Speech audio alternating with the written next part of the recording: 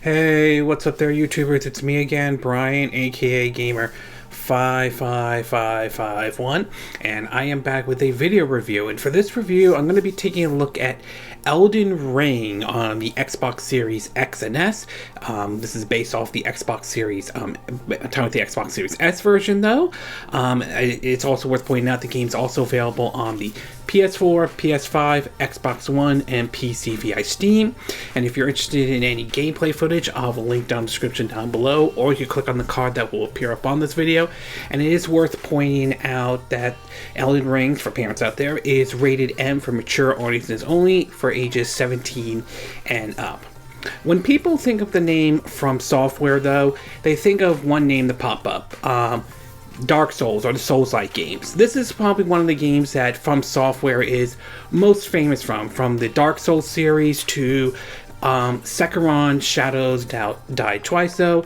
They're mostly known for making these games that can be very difficult if you're not careful or anything like that. So it's kind of interesting to hear when the developers from Software teamed up with the writer of the Game of Thrones series to deliver Elden Ring, the newest entry in the Souls-like series from the creators of the Dark Souls series. I was very curious about trying this title out, even though I'm not 100% perfect at these Souls-like games. And after spending some time with the game, though, I honestly will have to say that I feel as though this Elden Ring is sort of the epitome, or shall we say, the culmination of a lot of the Souls-like titles that From Software has worked on to create, though.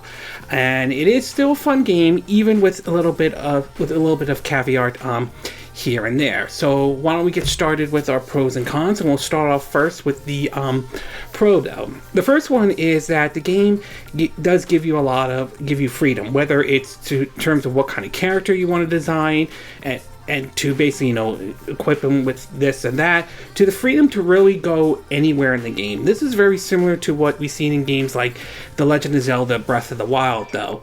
Now, obviously, although you are free to really go anywhere, though, there are some risks to it, though. Obviously, one of the biggest risks is that you could encounter a very tough enemy that could kill you with one hit if you're not careful or anything like that. So there is somewhat of a risk and reward towards the game, though. But nevertheless, the game does give you the freedom to go anywhere you want to, though. I mean, you could follow the trail that follows the main story, or you could go off the beaten path, though. The choice really is up for you to decide which direction you want to go. And some of that could be depending on what kind of character you want to create, though. I obviously went with the Confessor, someone who has a mixture of sword and shield and magic, though. The next thing I do want to talk about is the gameplay, and the gameplay follows the sort of tired but true formula that the Souls series is known for. The game is basically known to be tough, but challenging, but tough, and can be enjoyable depending on your patience and all that stuff. You basically have your health, your stamina meter, and of course you have your magic meter as well, though. With your stamina meter, you have to be very careful every time you either swing a sword or block or move, because it does basically drain your stamina meter. It refills automatically when you're not attacking any enemies or anything like that, though, but you still have to keep an eye on that, though.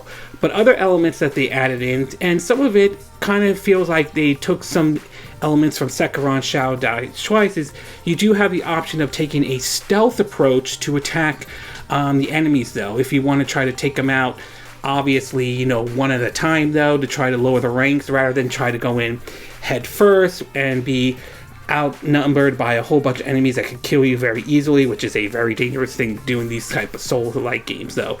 But those who have played any of the Soul games, those will feel right at home with the type of game, though. It's sort of like a traditional Soul games, but in a more open world approach with certainly some stealth elements that you can easily take advantage of in a certain way, though. The next thing I do want to talk about is the art style. Now, there are some arguments when it comes to graphics or anything like that, and some people have pointed out that the graphics don't look as good as, say, Horizon Forbidden West, which I've yet to try, or even somewhat like Breath of the Wild in a way. And while that's somewhat true to a certain degree. I will say the art style more than makes up for it, though. I mean, the characters design look really good and all that stuff, including some of the creatures you might encounter in the game and everything like that. So for me, the art style, I'm not bothered with the graphics as much or anything like that. Yeah, it may not look on the same level as, say, like Horizon Zero Dawn or Horizon Forbidden West or anything like that, but I'm not bothered by it as much as either. The artwork of the game looks just fine, though, so to me, the art style of it looks nice. It may not be the most graphically impressive game out there, but it's not a horrible looking game in any way. And last but not least, though, speaking about the graphics, though, is the game does support does have graphical options, and the Xbox Series S version does as well. Though you do have the option of playing this either in, have a higher resolution or a higher frame rate, though, which is certainly nice, especially for something like an open world style of a game, to have that option to enjoy the game and having the option of have it at a higher frame rate. Though, I mean, it's kind of similar. Almost similar to the way to how Koei Tecmo's Nioh games had, which they gave you the option of playing it in action mode or movie mode. Movie mode being at 1080p 30 frames per second, or action mode lowering the resolution, I believe, down to 720p, but having it run at 60 frames per second. So really nice that Elden Ring has sort of a graphical option in the game, though, especially for the Xbox Series S, though. Okay, we're going to take a quick break. When we get back, we'll get to part 2, which is the cons, though. So we'll take a quick break, and we will be right back.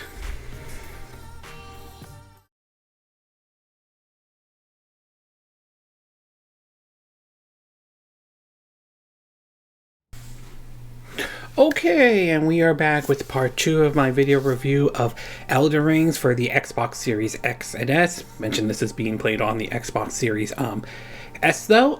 So now that I gave you the pros, why don't we get started with the cons? So there are only really 3 cons I could think of in terms of my time with Elden Ring, though. The first one I do want to talk about is the game's frame rate, though. Now, as I mentioned before, the game does have a graphical option. You could play it either in quality mode or in, like, performance or frame rate mode. And while that is certainly good, though, I will admit, however, that the frame rate is not as good as, say, something like, say, Koei Tecmo's Nioh, which runs at 60 frames per second. For what I understand, the game can, especially if you have the frame rate, you have it in frame rate mode, can sometimes, from what I've been hearing, run between up to around 40 to 60, though. And while my time with the game isn't necessarily bad and the frame rate didn't bother me as much as some folks, it might bother some folks, though, it is still very noticeable, and I do hope over time From Software will patch it up and be able to make the game run at a smooth 60 frames per second, especially for those who are playing this in frame rate mode. So the point I'm trying to make is that the frame rate, while good while the frame rate in Elden Ring is good, especially if you're playing this on the Series S, though, it's not as perfect as, say, a game like Nioh for that kind of game, to be exact, though. The next thing I do want to talk about is how many people are comparing this game to like Horizon Zero Dawn or Breath of the Wild, in a way that the game is sort of an open world approach and you can pretty much go everywhere, as I mentioned earlier in the pro, and that is true, to be exact. You could really go anywhere you want to, but I wouldn't exactly put it on the same level as, say, Breath of the Wild or Horizon Zero Dawn or Immortal Phoenix Rising to a certain degree, because some of the things that those games have that Elden Ring doesn't have is that, say, for example, with Breath of the Wild, though, you can really go anywhere, you can really climb anywhere and all. Yes, there are some limitations, such as you have to watch your stamina meter when Link is climbing and all that stuff, but technically you could go anywhere you want to. I would say Elden Ring is not exactly on the same level as those type of games, as your character really can't crawl like, up like a wall or anything like that. You're still sort of limited of how you can move your character and all. So yes, you could go anywhere you want to, but it's not on the same level as, say, Horizon Zero Dawn or Breath of the Wild or basically Immortal Phoenix Rising, though. You're not going to have that kind of freedom, to be exact, though. So you will have to make sure that there is a path where you can, like, where you could go up like a hill or a mountain or something like that. You just won't be able to like climb like a hill or a mountain, at least based on my time with the game, though. So yeah, you could still go anywhere you want to. It's just don't expect it to be on the same level as Breath of the Wild, though. Although one bright spot with Elden Ring is that you don't have to worry about your weapon duration or anything. In other words, you don't have to worry about your weapon breaking like you do in The Legend of Zelda Breath of the Wild, though. And last but not least, and ultimately this is going to come down to preference and taste no matter how you look at it, though, is that no matter how you look at Elden Ring, though, being that it's from software, it's still a Souls game, no ifs and maybes and buts about it, though. For some people, that's fine. They have no problems with that and are certainly up for a challenge, though. For others, this might be a turn-off in a way, because Souls games are known for their difficulty, so, and it's the type of game where you have to be really careful when going into battle, because you don't want to be overwhelmed by ranging from a whole bunch of enemies to one strong enemy that can very easily defeat you. And when you die, you lose all your ruins, which is sort of the souls in Elden Ring, though, and you have to go get them back, though. And sometimes that might be an area where the enemy is sort of tough. So you have to be, you got to be very careful when playing these type of games. You don't want to go rushing in too quickly, because if you do, though, there's a very good chance, pardon my language, you're going to get your ass handed to you big time, though. And for some folks, that's going to be a turn off, though. And that, I can see where that could be a problem for those who don't like the Soul games, may have a hard time getting into Elden Ring, though. But for those who are up to the challenge, the challenge is still there, to be exact. It's just that, bear in mind, it is still a Soul game, and if you hate those type of games, I don't think Elden Rings are going to change your opinion at all. Overall, I would say Elden Rings on the Xbox Series X and S, or should I say the Series S, though, it's still a very good and fun game, even if it's still a Souls game, to be exact, though. At its best, though, it follows the same route that you see in games like Skyrim, Breath of the Wild, and all, where it does give you the freedom to go anywhere you want to. There are some risks ranging from dealing with tougher enemies and all that stuff, but if you're willing to take that risk, it's worth it to find a certain item and all, to basically enjoyable gameplay, Souls-like gameplay if you're into it. And the art style looks great in the game, and nice that they offer a graphical option, though. At its worst, however, is that while the frame rate isn't terrible in the game, though, it's far from perfect by any stretch, and it's obviously clear From Software has some work to do on it, though. And while you definitely can go anywhere, though, you won't be able to do it in the same way that games like Immortal Phoenix Rising or Breath of the Wild has done. And obviously, being it's a Souls game, though, that might turn some folks off who definitely don't like the Souls-like difficulty in any way. But if you enjoy those type of games or are willing to deal with the fact that it's a Souls game, it is worth taking a look at, though. I mean, it is an enjoyable game. It feels like a combination of all the games From Software has done, the Souls-like game, into this one, and it is definitely worth taking a look at, regardless of what system you own, to be exact, though. The big question is going to be, where does From Software go from here, though? Do they do another open world Souls-like game, like do an Elden Ring 2 or something brand new? Or do they go back to the linear approach that they've done with games like Bloodborne or the Dark Souls series, or something similar to Sekiro: Shadows Die Twice? So it remains to be seen what direction From Software will go and all, but either way, Elden Rings is a fun game, and nevertheless, despite the difficulty, which, like I said, may or may not turn some people off, though. As for the difficulty in general, or the argument for whether there should be an easy or casual mode, I would say I do think there are some compelling arguments that can be made in favor for it, and I don't completely disagree with it, though.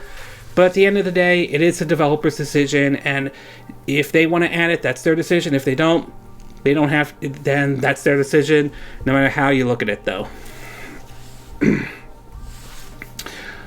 Okay, this concludes my video review of Elden Rings on the Xbox Series X and S, though. And again, these are my opinion. What are yours? What are your thoughts about Elden Rings in general, though? Have you picked up the game yet? Have you tried it out in any way? Which system have you picked it up on? Xbox Series X and S, Xbox One, PS5, PS4, PC via Steam, though? Are you bothered by the fact this is a Souls-like game? Does that turn you off in any way, or are you not bothered by this at all? Do you agree with what I said in this video? Do you disagree? Do you have a difference of opinion? As always, sound off on the comment section below. Let me know what you think. And if you do like this video, I hope you hit the like button. I would appreciate it. And I hope you do subscribe to my YouTube channel. If you do, make sure you hit the bell icon for notifications of any new videos I put up. Also, feel free to share this video if you want to, and feel free to donate to my channel if you like. You could do it through PayPal me or Patreon. Links will be in the description of this video, assuming you're watching this on YouTube. And I will see you again next time when I do another video. Hopefully that'll be soon. Until then, from Southern California, wish you all a good day then. Bye!